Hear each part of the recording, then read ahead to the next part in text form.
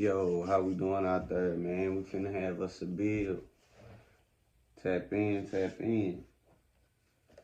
And y'all gonna get the gist of where I'm getting at with this one.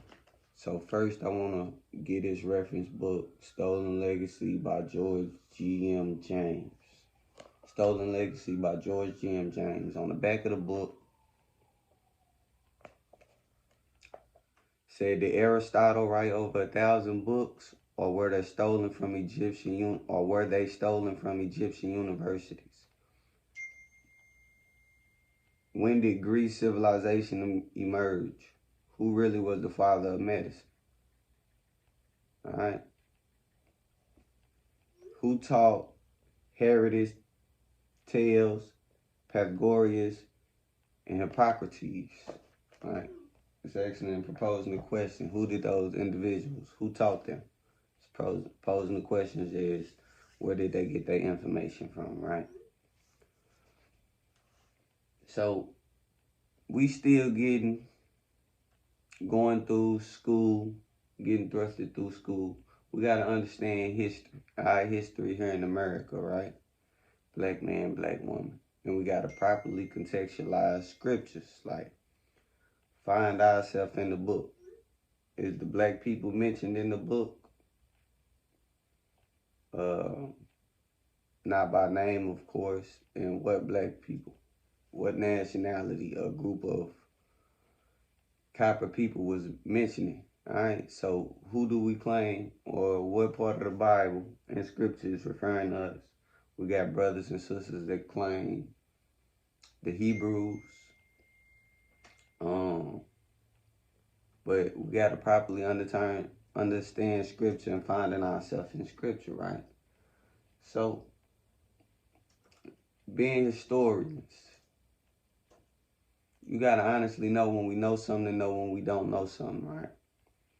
And if we ain't studied or looked or beseeched the information, you'll know you don't know unless you actually possess the information, right? And can display it and relay it.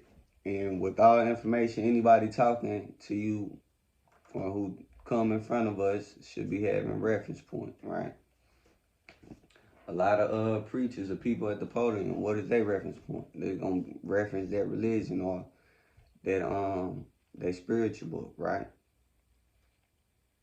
Doctors and stuff, they got data to substantiate their claims in the process of healing if they in diagnosis, all right, and giving medicine, proper way to take IVs, all this stuff, right? So you should know what you don't know and know what you know. Like, are you a learned person? Did you go to law school? Do you know law, right? Did you pursue these things? Did you study it? Did you get the teachings? How do you know something? So know when you know something and know when you don't know. But our potentiality to know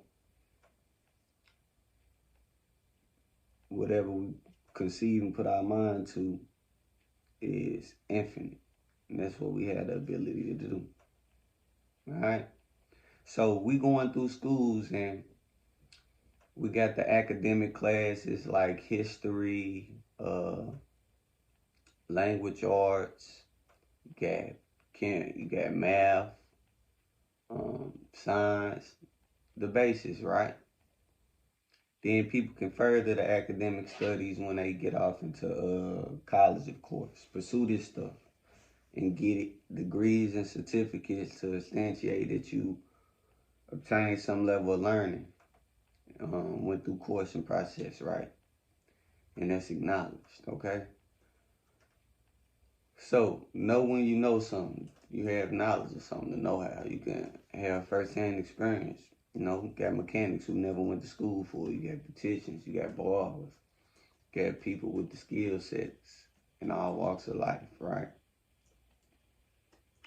And they necessarily didn't go to an institution. It might have been passed down from first-hand experience, people they around in the community, their life, right? So knowledge. Knowledge is power, information. So I said all this to say, we know it's hard learning, and I don't think we understand that. Taking learning to the next level. Learning is a everyday thing. It's happening, right? You learn something new every day. So with academics, okay, they don't really give us no knowledge on credit throughout these 12 years of school. No knowledge on real estate. You know, no knowledge on C corporation, S corporations and stuff. Remember, you got to go to college to get a business degree, learn more about that. You got to go pay. And government makes a lot of their money off education. So you got to go pay to further your education, right? Now, the catch 21 schools has been here. You got Catholic schools, you have private schools, public schools, right? Um, Muslim schools. And if you go all the way back in time, schools was actually equivalent in the same institution as the religious institution. It wasn't a separation. So this the catch when we understand history. So, for example, the ancient Egyptians, you know, they had this vast university of books and all these things and scribes and writings, artifacts on artifacts, medical texts, legal texts, uh, engineering texts and building projects, right? They had all these great things going. And they had one institution, they had one subject matter. Things wasn't as scattered, right? And their subject matter was called alchemy, right? So they had one subject matter that was called alchemy, and that was the royal art and studying of the soul and life and death, right? And the study of elementals, transmuting base letter into gold, the philosopher's stone, quote unquote. So they had one teachings, and it was all inclusive, right? Alchemy is a higher form of science of chemistry, but it was all inclusive of talking about the elementals, right? And the transmutation of making things. Base metal into gold. Got stone age, the bronze age, the iron age, right? Building projects, civilizations flourishing, different civilizations from Asia, Africa, all around the world, right? Americas flourish. So they had one teacher. Now, things has been industrialized. These civilizations and these people having cities, but a lot of these cities, um, temples, cathedrals, mosque was the universities. All right, it wasn't separate like today's time where you have school and religion being separate. All right, and you either a man of science or you're a person of religion. And this is what we find ourselves in and dealing with in the Western world. So you got to understand Western world, geology, history, what I'm talking about and referring to. New America as we have it built since America came, slave trade, Native Americans, all this things transpiring to bring us up into current day civil rights movement, reform, up until the degree which is established. Stop it, Diamond. So, we talking about academics here, right? And really, one teaching of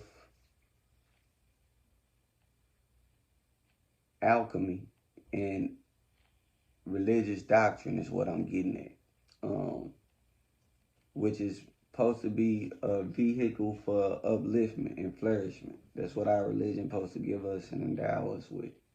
So, Going back to philosophy and the book that I referenced, we're going to talk about a couple philosophers. You got the main three: Socrates,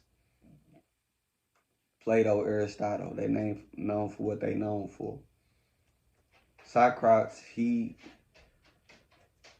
is famous for certain quotes of he's aware of his total ignorance. The more you learn, the more you realize you don't know nothing. The more you learn, the less you know. And that's what we come to realize, how information, knowledge is infinite and the power of it, right? So Socrates was known for the expression he's aware of his total ignorance. He also emphasized that we should study words and the nature and the root understanding of words, and called in the true meaning of words. Like, what was the true meaning of justice, love, good? He studied words, right? So the second one you had was Plato, Neoplatism, saying everything can be deduced to one common denominator, and that's the concept of oneness. He bring up the concept of ideas, saying everything comes from ideas that we see in the material world, and that should be the first and priority thing to study. Things we see with our eyes is the world of forms, right?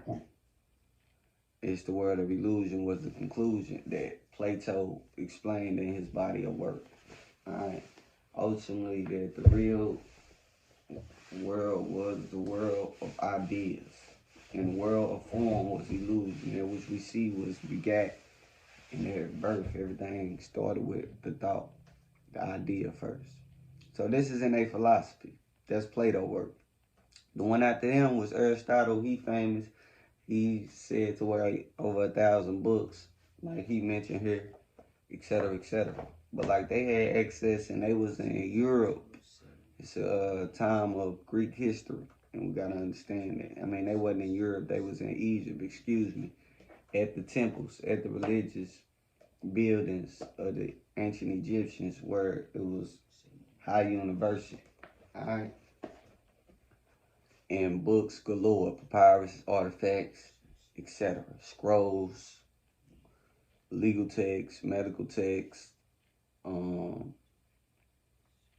text, just papyruses, named the Westcar Papyrus, where it's narratives, short narratives, like 5 short stories, 3 or 5 short stories of the kings having priests perform acts of power and a magical phenomenon. So it's a short narrative called the Westcar Papyrus. So they had legal texts, they had trauma, for entertainment, is what I'm saying.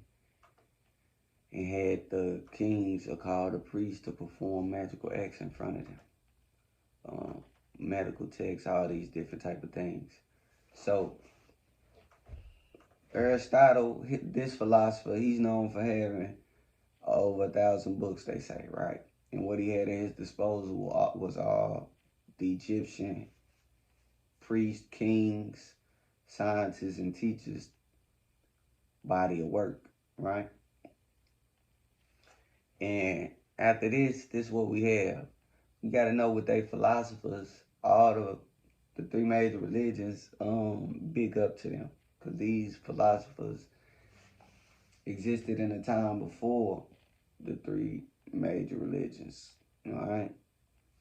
And Christians and Muslims accredit them and always reference them to certain degrees when you read about these people.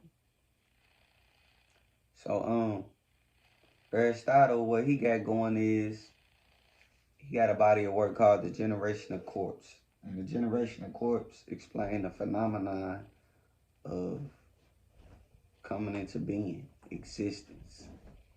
And in this body of work called Generation of Corpse, he give you the understanding of how matter is both substance and form, right?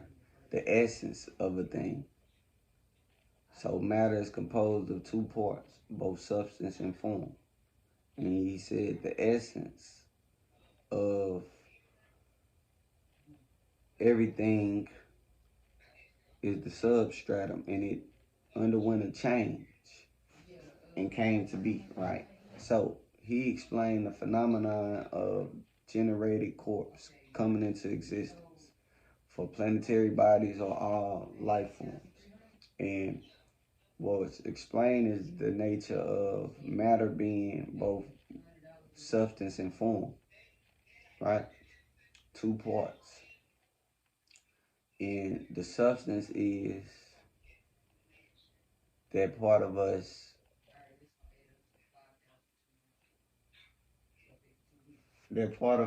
essentially is talking about energy, right? Energy can never be transmuted or destroyed. Law of electrodynamics. So energy, our energy live on, our spirit in a religious context, our soul, that essential part of us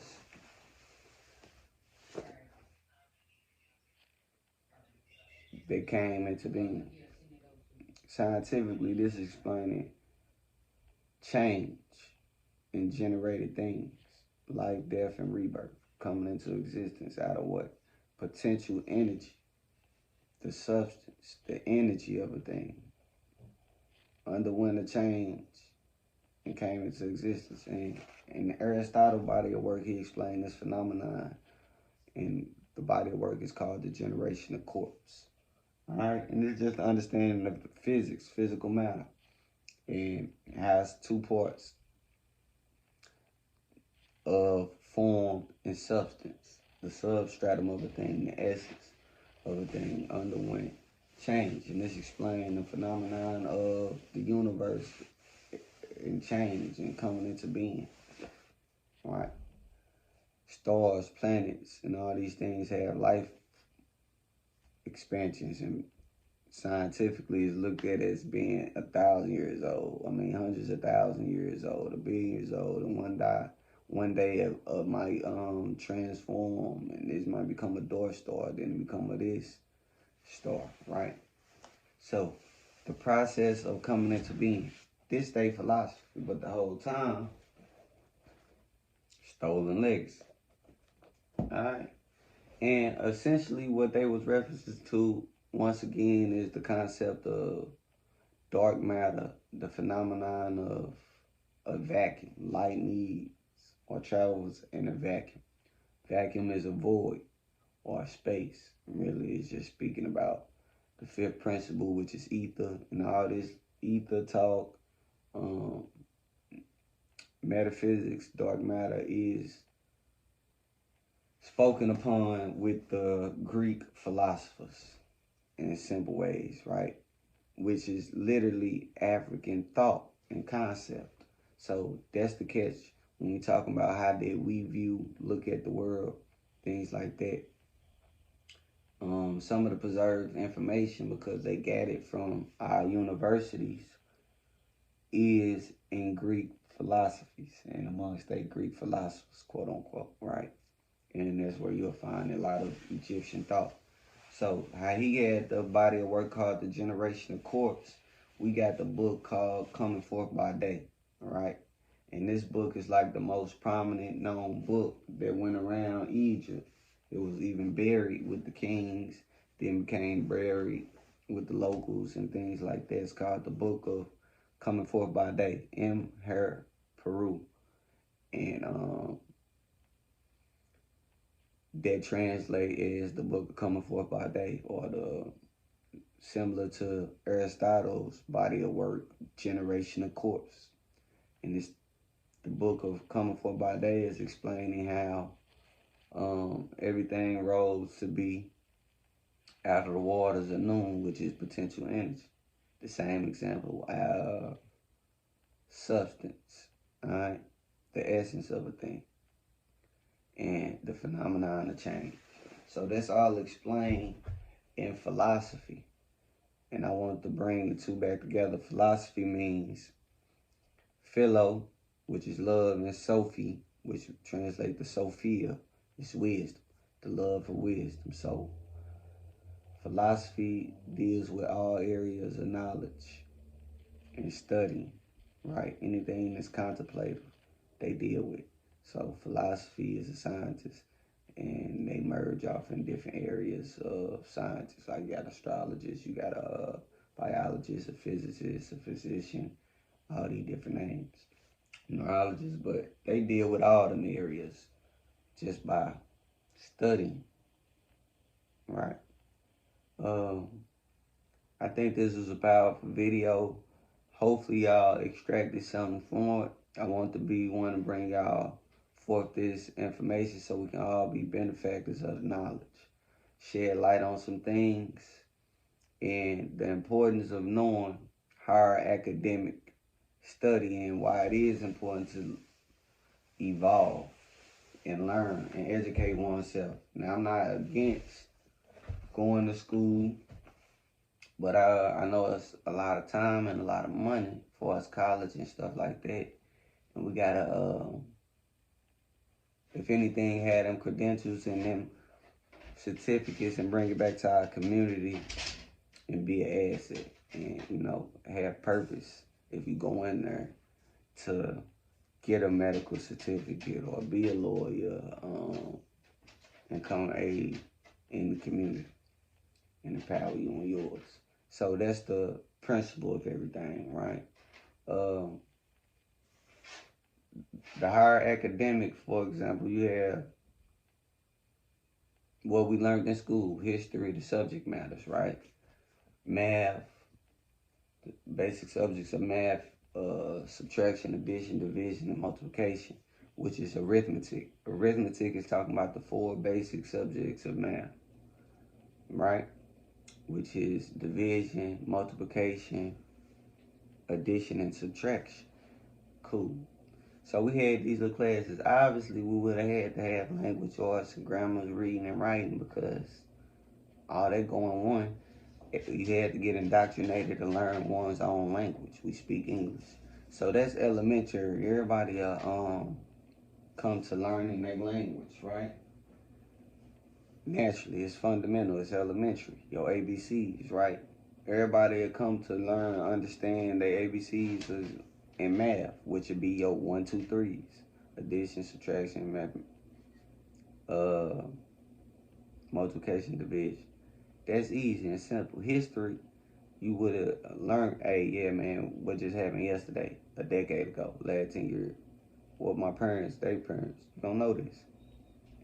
So we're going to hear about little civil rights stuff, but history don't stop there.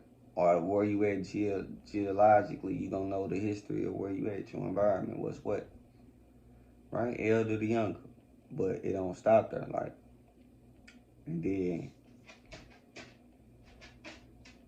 with all that, within your history, did they give, you know what I'm saying, like, school was an inclusive of religion and spirituality.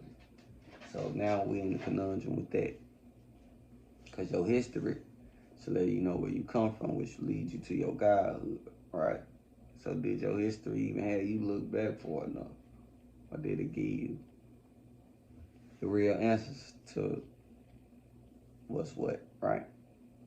So higher academic lane. So I'm saying we learned the elementary stuff up for 12 years because they missed out on credit, real estate, LLCs, things like that, right? So what was we doing for all that time when we just really got that basics? So when we get out of school, you ain't got to be no high mathematician.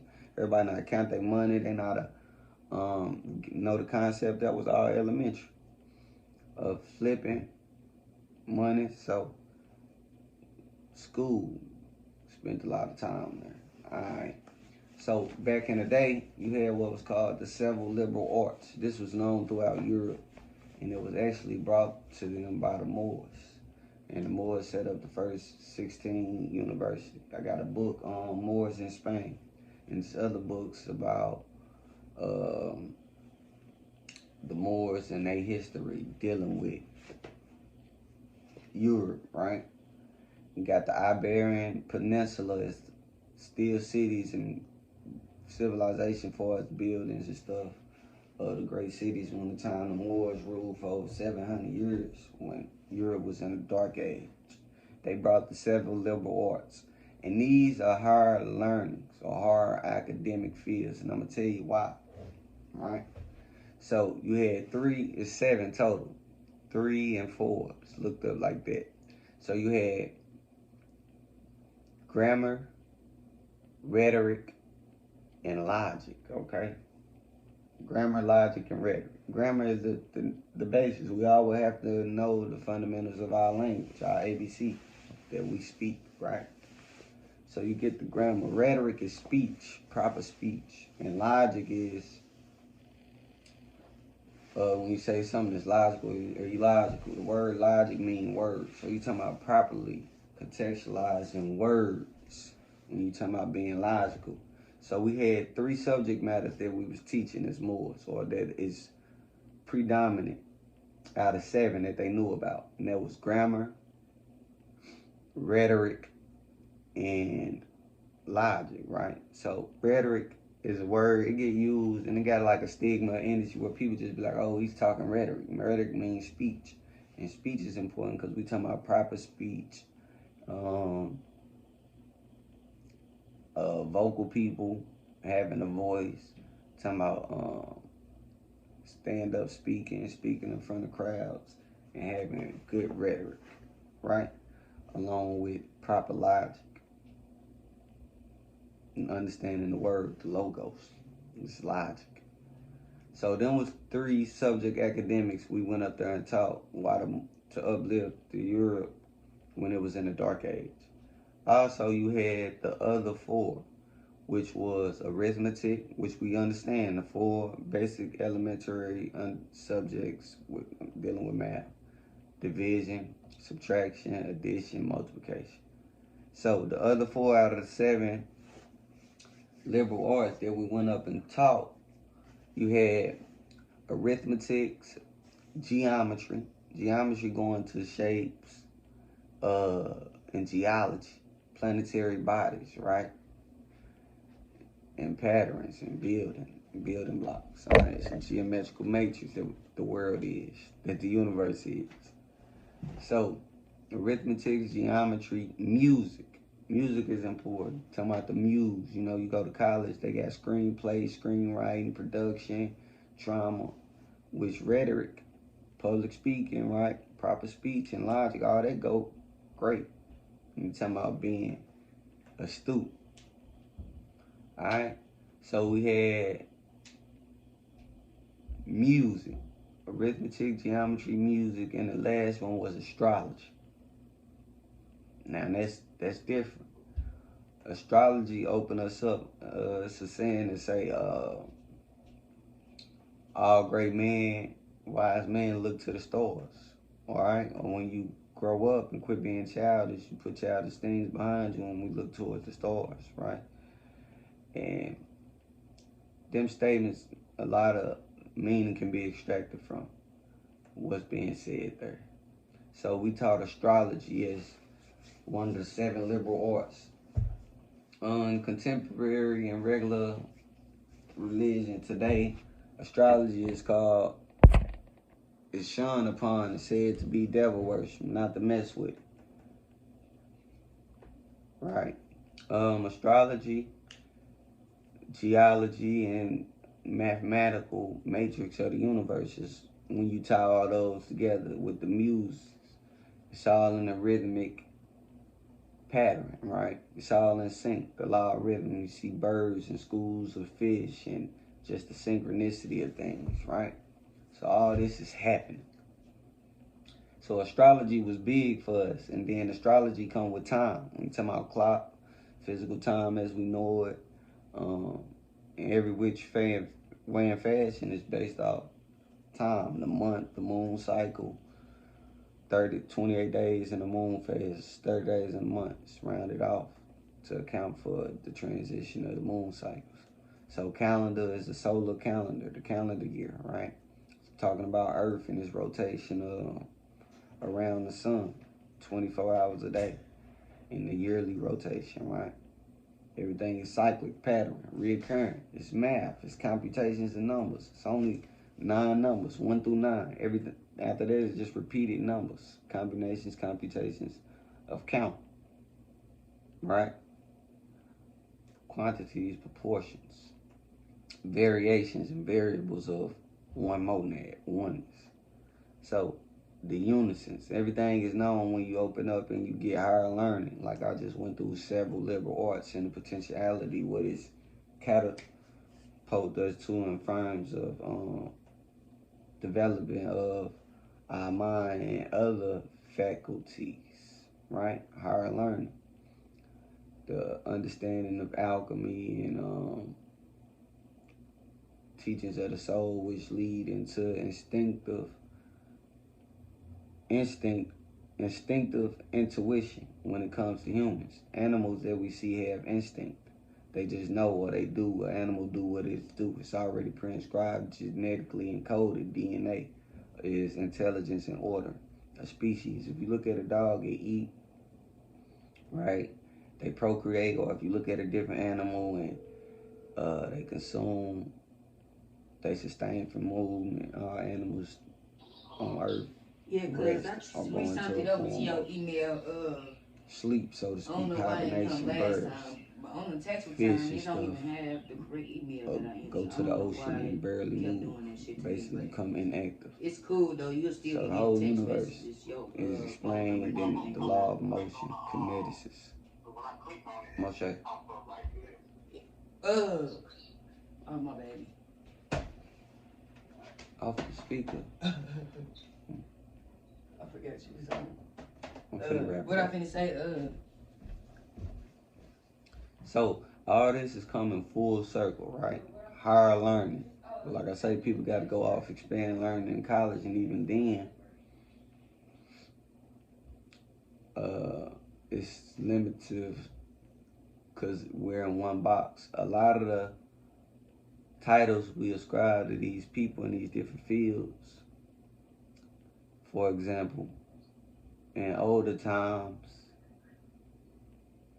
one individual was looked at to be 3, 4, 5, or if not all of those roles, right? The sage. It was no different from our religious, so quote unquote preacher, religious person, and the physician, or, right, which is the medical doctor. So our religious priest, witch doctor, was the physician, the healer, right? Our priest was the engineers, different things like that, for example. So we ain't got to limit ourselves to one profession. We had the ability to do multiple things as a highlight. There's nothing new under the sun. There's no other knowledge but knowledge itself. Whenever you study history, they just telling you about human history. And to where it led up to our current point. Whenever you study science and anatomy, you're just talking about parts of the body. Whenever you study geology, you're talking about earth or matter and this stuff in there. It's nothing new under the sun. There's no knowledge but knowledge itself. And then whatever you study, it's all in relationship to you, right? In some form or fashion. So that's the working. I know I said a lot. I want to make the video kind of long. It's more to this. It's more context. It's subject matters within subject matters that we could just break down and expand on. Once y'all get this video, y'all let me know what is it y'all want to go more in about, whether it's about some psychology, philosophy, or different areas of science, spirituality, tying it all together. etc., right? So I broke down certain Greek philosophers, what their body of teaching was, let you know that the Egyptians got the same teaching, coming forth by day, our Book of the Dead, where it's explained the phenomenon of coming from potential energy into manifestation, materialization. These narratives were scientific and explain scientific truth and principles of the universe. So until next time, I'm gonna be back on here dropping knowledge so we can all be benefactors. Peace out.